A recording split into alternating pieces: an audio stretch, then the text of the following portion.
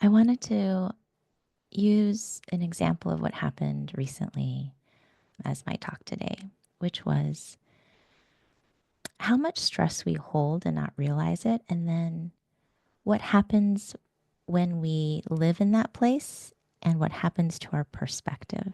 Okay.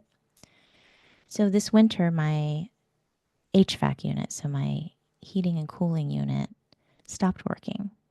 And the winter was quite cold. So I had called someone in and they said, it's on the way out. And I was like, are you sure it's because it's like this condenser unit, it's not pumping it out. And so it turns off the connection to the electricity. So, yeah, but your unit's 15 years old. It's going to break anytime soon. And we have this financing program so you can pay it off in 7 years, zero interest. The estimate was $40,000. I was like, okay. And I had gone with this company because they had fixed my pipe the last year when it broke, and they were very nice. So the people worked for them were very nice. And so I just trusted them without thinking. Zooming out for a second. When we don't have healthy boundaries with our caregivers, which again is impossible because we live in a toxic system, we don't learn about healthy boundaries in general. Okay, so I'm zooming out going, I'm a good and ethical person. One of my pride is this integrity. And I assume that when someone says what they say, they mean it. I just trust them. Why would anyone lie? This is why people say get second and third opinions. But for me, I was about loyalty, right? They had saved us from this pipe burst, and he's such a nice guy. We've talked to him before. And so, what my adaptive teenager did and always does when they're driving is, okay, we're going to make it work. So, I'm like saving and applying and planning, right? And I've been in this anxiety of what if it's, then then there's another issue and it's so much money. So I just in this stress of like how to make it work because it's a typical, very familiar place my nervous system is in because of growing up working class. So I was walking Luna stressed and I saw this van and it was like, Aldo's Plumbing. I'm going to be totally their marketing person now. And I was like, I've been praying to God to give me a solid. I'm going to call them, right? It's like locally owned, small business or small family. So they came yesterday and I was like, so here's the situation.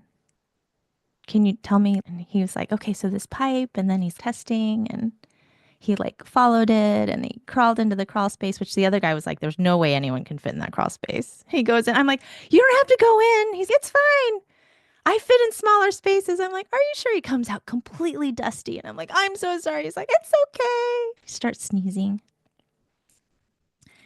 We follow it down to the basement. Like all these were just working together, right? Our nervous systems is how I was feeling. I was like, and then this happened. And he's, oh, that's important. And then, so he found the issue, which is the drainage pipe was kinked. And he cut it and then it flowed.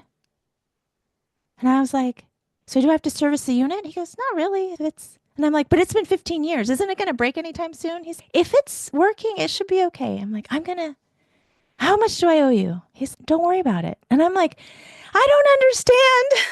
I don't understand. It's just like I did a mini talk when someone's groceries fell and I gave him a bag. And he's, can I pay you? And I'm like, you don't have to pay me.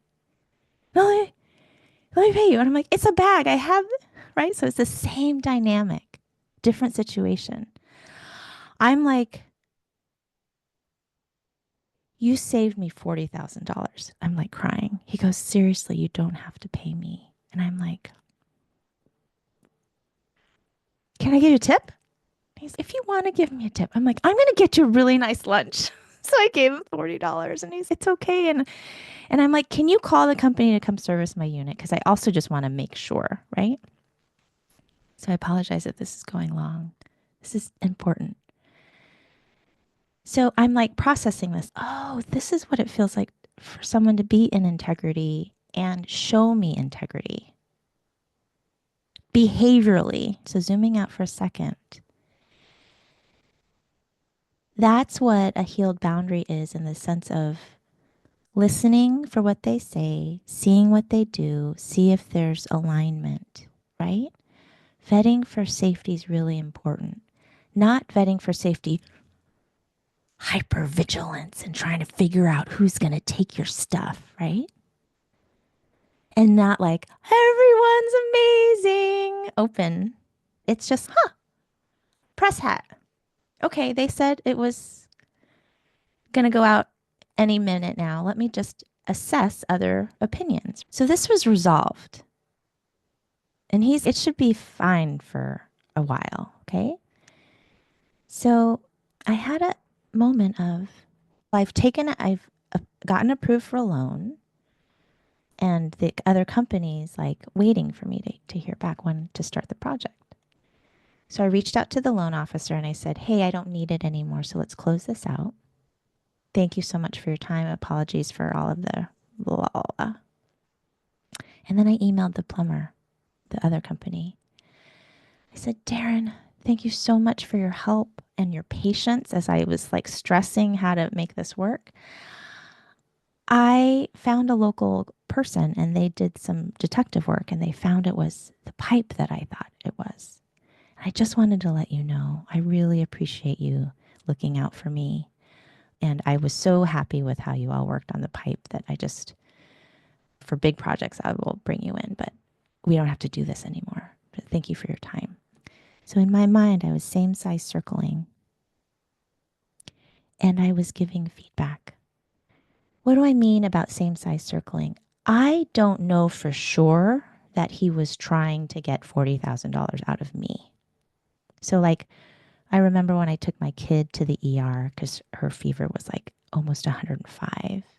And the ER doctors, because that's their scope, that's their perspective, they're looking for big issues, right? So, the story I made up in my mind, because my job is to protect my body and how it feels, the story I made up is he told me this because he's looking for bigger issues, trying to save me like he doesn't want me to have to not have heat in the wintertime and have to do this fix, right? That's the story I make up. I don't know for sure, but there's no way to know. So what I'm going to do is I'm going to find the story that feels best in my body while also protecting myself. So I gave him the benefit of the doubt and I told him what the fix was. And I made it very clear that I'm so relieved I don't have to take out the loan for a fix that was just about this. I saved. So I got me a boom arm. I got a new printer. So funny.